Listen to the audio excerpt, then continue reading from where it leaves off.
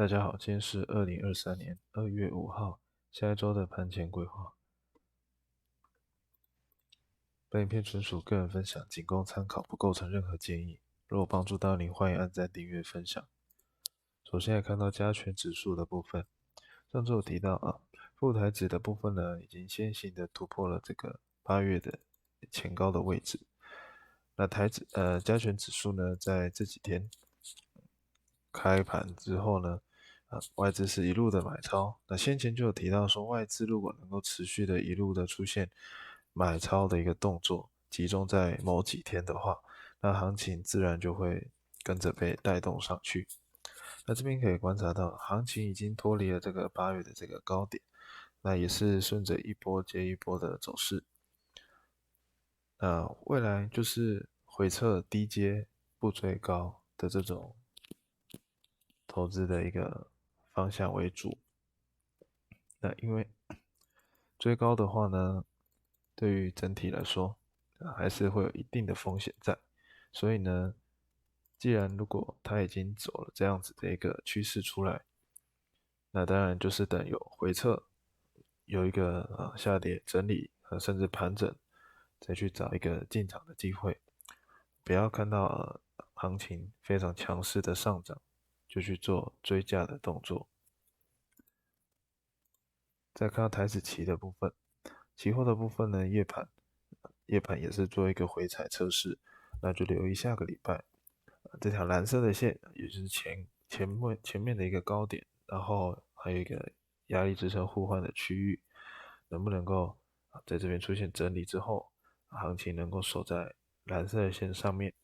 那就可以有机会在这附近找一个多单的进场机会，去做一个突破之后，持续的去期待它做一个上涨。那也当然就是不要追在一个整理区间的高点，就是跟过去的一样，就是不要追在一个一目了然的一个高点，不管它是由几根的 K 棒组成，像这边也会有一个区间，这边也会有一个区间。那当然买单尽量不要在区间的上缘，除非你比较喜欢做赌它突破的一个走势。那这样子来说呢，停损可能就会比较密集一点。那当然，获利的话呢，空间也是非常大的。像这样子突破的部分，一次可能就让你可以赚到好几次停损的金额。那如果比较没有这种信心的人，当然就是等回撤，那出现了一个合理的，在一个区域范围内的一个支撑压力的低点，那再以低点去做停损的空间，去做多单的布局，或者是空单的布局。再看到金融指数的部分，上周就有提到富台指突破了8月的这个高点，那指数的部分呢可能会比较跟进，因为毕竟美国在这段时间科技股涨得比较强势，那科技股也就是台湾的电子股联动的相关性比较高，所以金融的部分呢可能对于整体来说比较难以去突破8月的一个高点。那目前来说呢，也是观察到加权指数已经突破了一个8月的这个高点，那金融指数就被压在这个长时的一个互换区间之内。那这里有尝试去做一个突破，也就是礼拜一整体股市大涨的时候，反而金融的表现是比较弱的，那被压回了这条蓝色的线下方前面的高点，最近的一个高点。那所以呢，当然如果喜欢做空的，当然就是要布局在蓝线附近；喜欢做多的，那这个前面的压力支撑互换区域，未来行情有回落到这里整理，并且没有直接跌破到这个区间下面的话呢，当然是可以去做多单的留意以及测试。当然，停损的空间就要自行的拿捏。跌破了这个缺口这边有一个跳空的缺口还有这个支撑压力互换区域，那至少就应该要把你在这个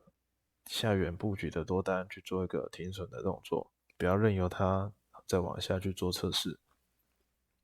除非它拉回来之后呢，我们再去找第二次、第三次的试单机会。再看到纳斯达克指数期货的部分，纳斯达克指数期货呢，在上个礼拜做一个非常强势的突破表态，礼拜五稍微下跌，碰到了前面的这个高点的位置，稍微画一下，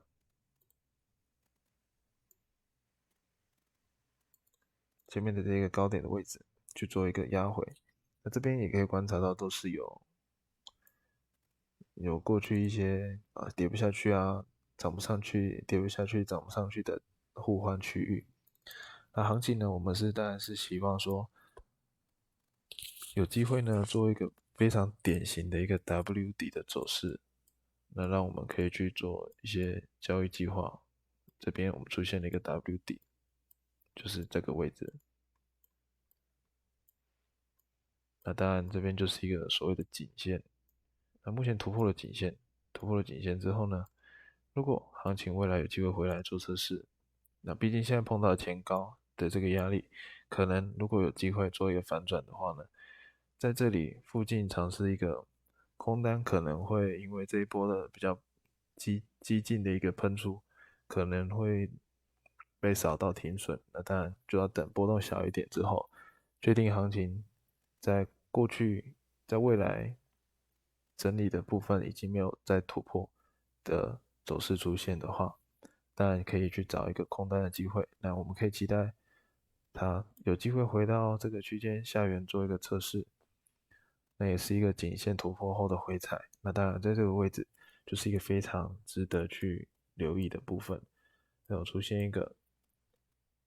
跌下来之后呢，出现一个拐头的动作，或者是一个下影线的动作，我们就去它行情反转的位置，在更短的格局里面去寻找做多的一个交易计划。那在它还没有跌到这个颈线以下之前呢，我们都还是可以持续的去偏多看待。但是如果它跌到这个颈线之下，就要留意到行情会不会呢去做一个回撤，那形成一个底部慢慢垫高的动作，那自然也是可以在这里找到有转折的点，去做一个多单的计划测试。但是在这个位置是可以最值得去留意的也是一个非常符合形态的一个动作，很多人应该都看得懂。它这里是有一个压力支撑互换区域，那这种非常典型的图片。如果是做这种技术分析、形态学的部分，可能在这里附近也会去做一个留意的动作。那当然，我们也可以在这里做布局尝试。那如果失败的话呢，就停损，就这样子，不要让自己的部位承受太大的风险亏损。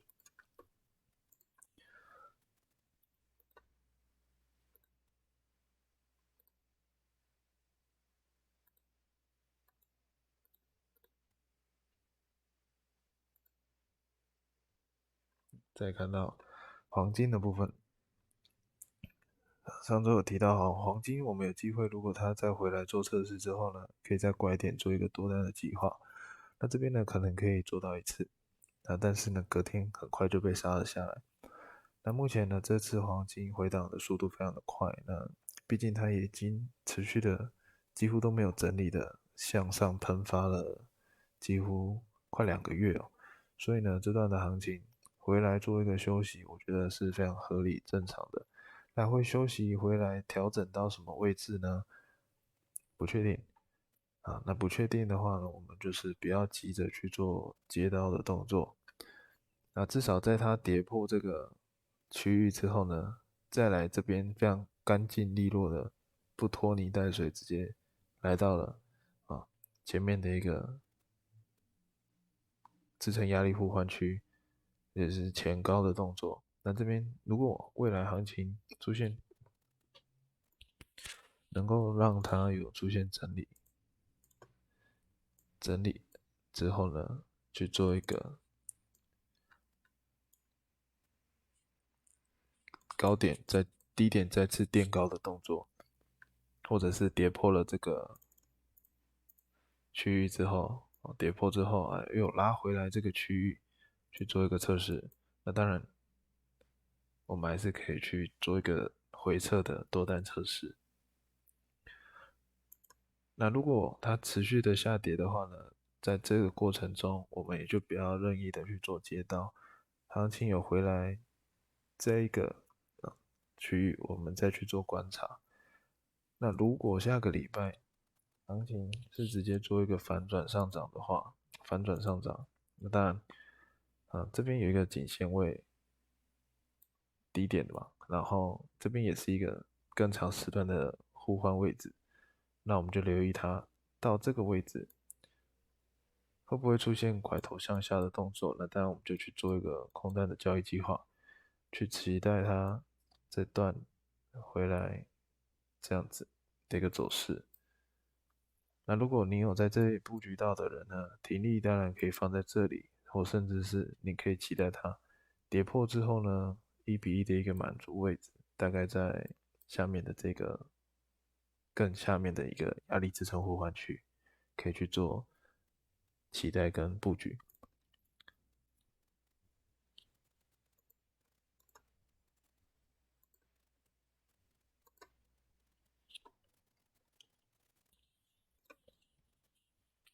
那再来看到美元指数期货的部分，那美元指数呢，在这边出现了一个跌破底之后呢，但很快的隔天又直接拉了一根上涨回来。那在礼拜五的部分，行情是直接做一个上喷的动作，但目前碰到了这个几乎是很难有多单进场的机会，除非你切到短格局，它可能会出现这边有多次低点的一个压力支撑互换区被跌破又拉回来，类似破底的一个破底翻回的一个动作。那目前为止呢，目前行情已经涨到了前面的一个平台的一个高点位置的附近，那我们要再去做多单进场，可能又会就遭受到行情的反压。所以呢，未来如果美元有机会行情下来整理测试，或者是这个区间之内的一个位置去做一个整理，那我们去找多单的机会，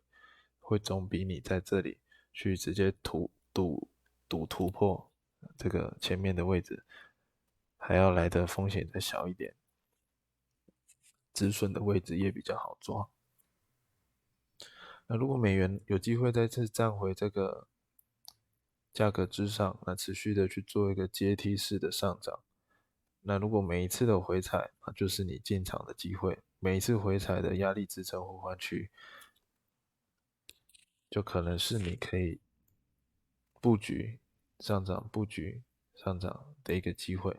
但如果它延续这个走势却失败的话，又回来这里，当然你就是要去做保利或者是停利的动作，而不是任由它从你赚钱的部位变成亏损，甚至倒赔。那因为整体的趋势非常的往下，所以短线上的一个反弹呢，可能它也不会弹得太高，不然就是要再继续的整理，再去做一个行情反转的可能。那如果美元走势比较强的话呢，对于黄金跟股市来说，反向的影响就会比较大。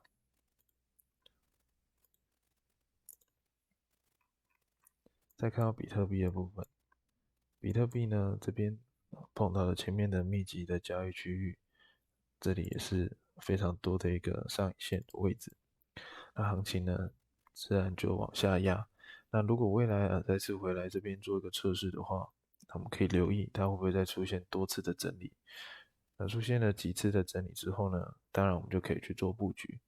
那跌破它就做停损，跌破区间就做停损。那至少不要在这个中间的位置去做多跟空的猜想。那当然在低点胜率不一定比较高，但是它前面有买盘的一个验证，那我们就可以期待这一次、下一次还可以去持续的做一个买盘的推升。那指数让它这个价格在跌下来这边整理的过程中，能够吸引一些新的买盘进入，把价格持续往上拉，再次的挑战这个上缘。那这边的区域目测大概也有1000多点的一个获利空间，去做一个整理的走势。那目前比较没有方向性已经大喷了一段之后呢，可能做一个休息。那最后就是等，如果你要做区间的上下整理，当然就是低买高卖。那如果你想要做突破的话呢，当然你可以在低点去布局，突破的后再加码或者是减码，再去持续的持有一些部位，那让行情突破之后回撤，那你再可以用减码的部位再去做新的进仓，再持续的往更高的位置去期待。再看到以太币的部分，以太币呢，这边不像比特币一样已经突破了11月的一个前高，那以太币还在这边持续的做一个横盘的整理，那我们当然就可以留意它目前这边突破的失败，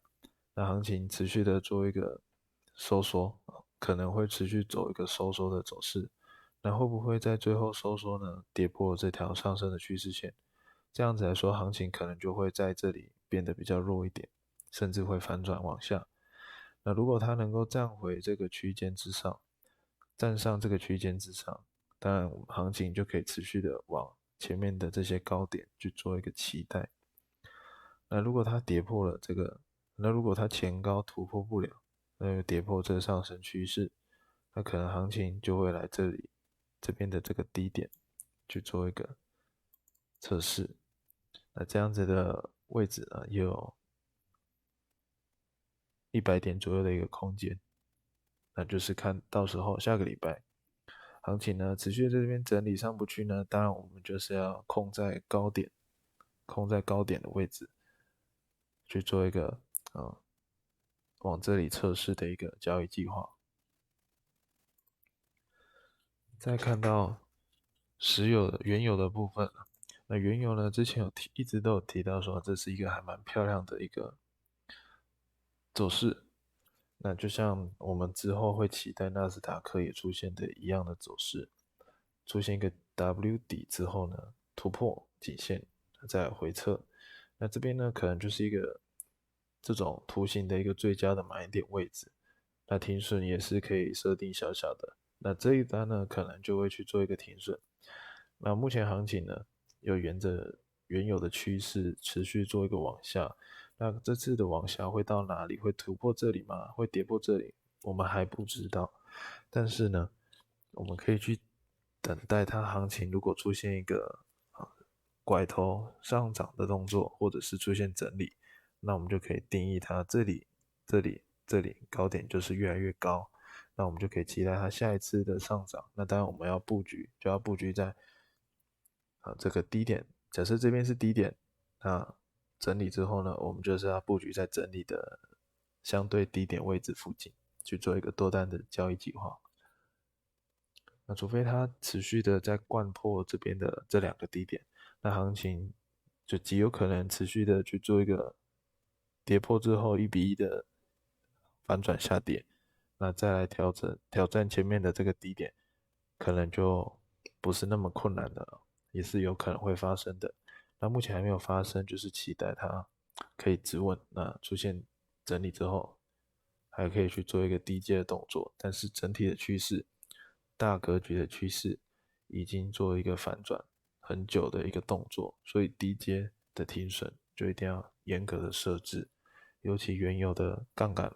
比较大一点，所以呢，你的仓位、你的停损空间要保有可以持有部位的可能，但也不能够让你伤害部位太严重，就要持续的去做一个观察，那部位跟停损空间也要严格的去做设置。谢谢大家，祝大家下周交易顺利，身体健康。